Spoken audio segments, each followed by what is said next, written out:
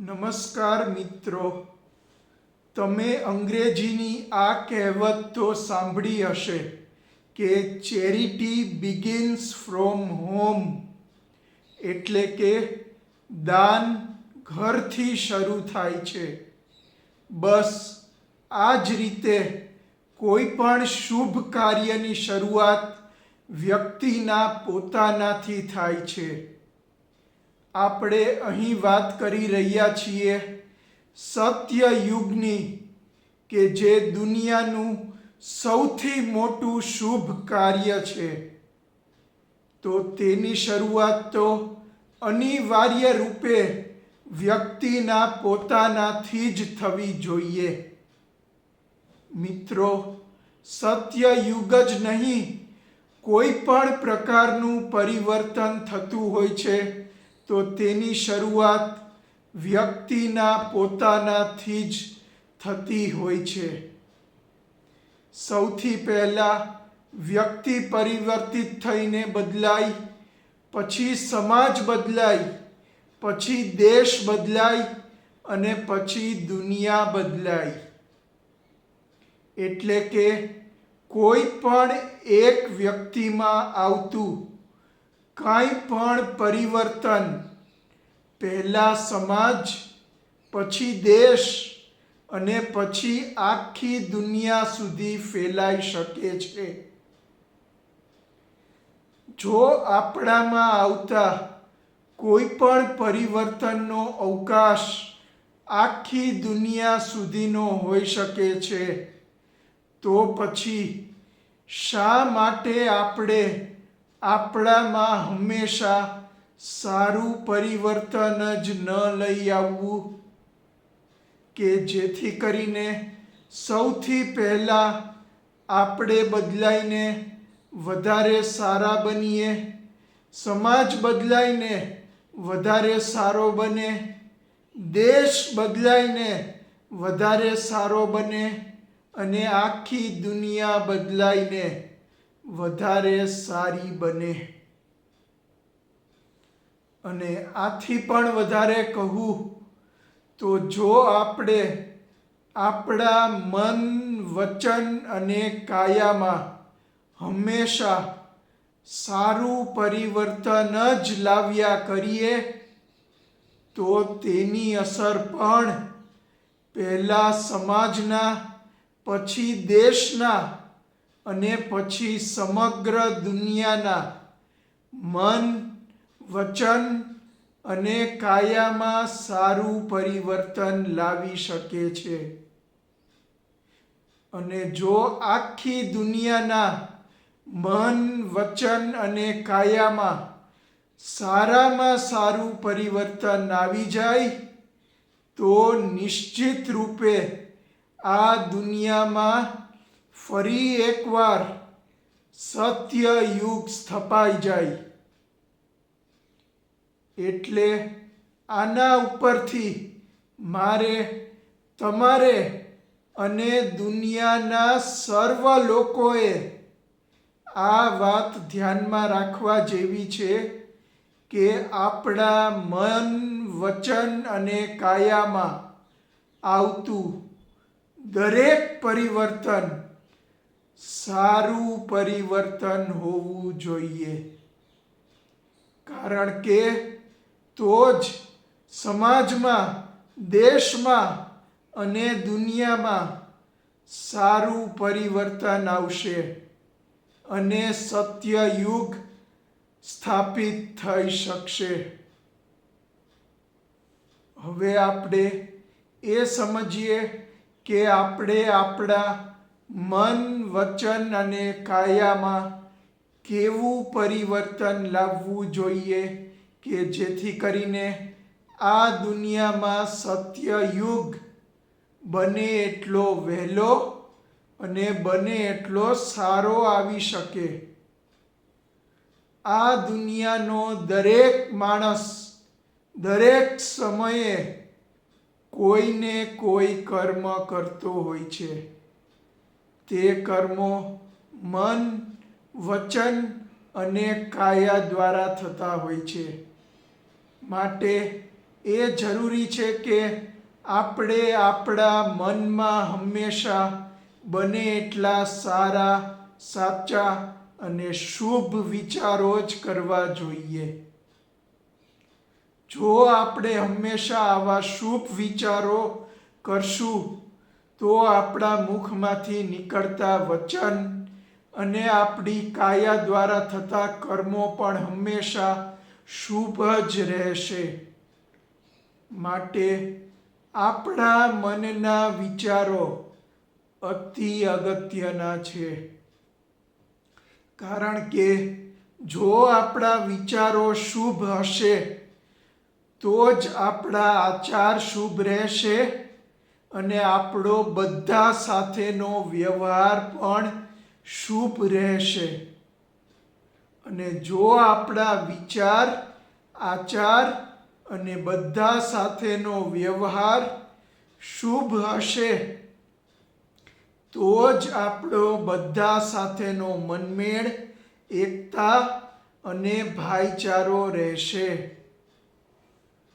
જો બધા લોકોનો આ રીતે એકબીજા સાથે મનમેળ, એકતા અને ભાઈચારો હશે તો વૈશ્વિક મનમેળ, એકતા અને ભાઈચારો સ્થપાશે અને સત્યયુગ બને એટલો વહેલો અને બને એટલો સારો પ્રસ્થાપિત થશે. આપણા મનના વિચાર ઉપરાંત આપણા મુખમાંથી નીકળતા વચન પણ સારા, સાચા અને શુભ હોવા જરૂરી છે. આપણા મુખમાંથી નીકળતા વચન બીજાના મન, વચન અને કાયા ઉપર અસર કરતા હોય છે. જો આપણા મુખમાંથી નીકળતા વચન શુભ હશે તો જ તે બીજાના મન, વચન અને કાયા ઉપર શુભ અસર કરશે અને તેના લીધે આપણો બીજા સાથે મનમેળ, એકતા અને ભાઈચારો રહેશે. ફરી એકવાર, જો બધા લોકો આ રીતે એકબીજા સાથે મનમેળ, એકતા અને ભાઈચારો રાખશે તો વૈશ્વિક મનમેળ, એકતા અને ભાઈચારો સ્થપાશે અને સત્યયુગ બને એટલો વહેલો અને સારો પ્રસ્થાપિત થશે. આપણા મનના વિચાર અને આપણા મુખમાંથી નીકળતા વચન ઉપરાંત આપણી કાયા દ્વારા થતા કર્મો પણ સારા, સાચા અને શુભ હોવા જોઈએ. આપણી કાયા દ્વારા થતા કર્મો બીજા લોકોના જીવન ઉપર અને આ દુનિયાની વ્યવસ્થા ઉપર અસર કરતા હોય છે. જો આપણી કાયા દ્વારા થતા કર્મો શુભ હશે તો જ તે બીજા લોકોના જીવન અને આ દુનિયાની વ્યવસ્થા ઉપર શુભ અસર કરશે અને તેના લીધે આપણો બીજા સાથે મનમેળ, એકતા અને ભાઈચારો રહેશે અને આ દુનિયાની વ્યવસ્થા પણ યોગ્ય રીતે આગળ વધશે. ફરી એકવાર, જો બધા લોકોનો આ રીતે બીજા સાથે મનમેળ, એકતા અને ભાઈચારો હશે તો વૈશ્વિક મનમેળ, એકતા અને ભાઈચારો સ્થપાશે અને આ દુનિયાની વ્યવસ્થા પણ યોગ્ય રીતે આગળ વધશે અને તો સત્યયુગ બને એટલો વહેલો અને સારો પ્રસ્થાપિત થશે. આ રીતે જો દરેક માણસમાં વ્યક્તિગત મન, વચન અને કાયાના શુભ પરિવર્તન આવે તો વૈશ્વિક મન, વચન અને કાયાના શુભ પરિવર્તન આવી શકે છે અને સત્ય યુગ બને એટલો વહેલો અને સારો સ્થાપિત થઈ શકે છે.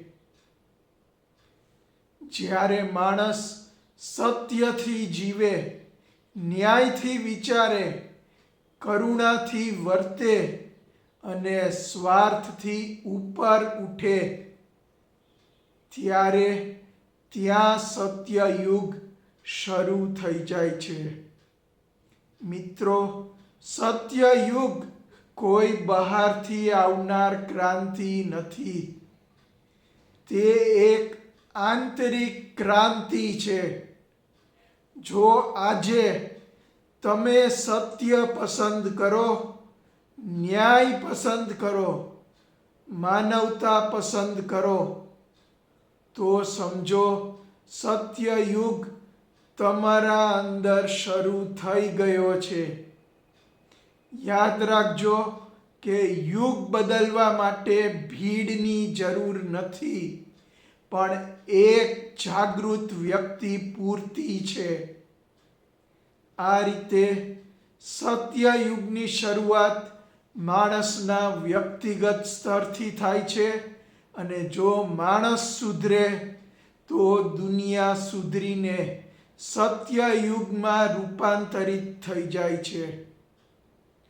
જો તમને લાગે છે કે સત્યયુગ આવવો જોઈએ તો રાહ ન જુઓ, સત્યયુગ બનો. જો તમને આ વિચારો જીવનમાં ઉતારવા જેવા લાગ્યા હોય તો અત્યારથી જ તેમને તમારા જીવનમાં ઉતારો અને બધાને આ વિચારો તેમના જીવનમાં ઉતારવા માટે પ્રેરણા આપો કે જેથી કરીને સત્યયુગ બને એટલો વહેલો અને સારો સ્થાપિત થઈ શકે. આ વિડીયો ગમ્યો હોય તો તેને લાઈક કરો, શેર કરો અને મારી ચેનલને સબસ્ક્રાઈબ કરો.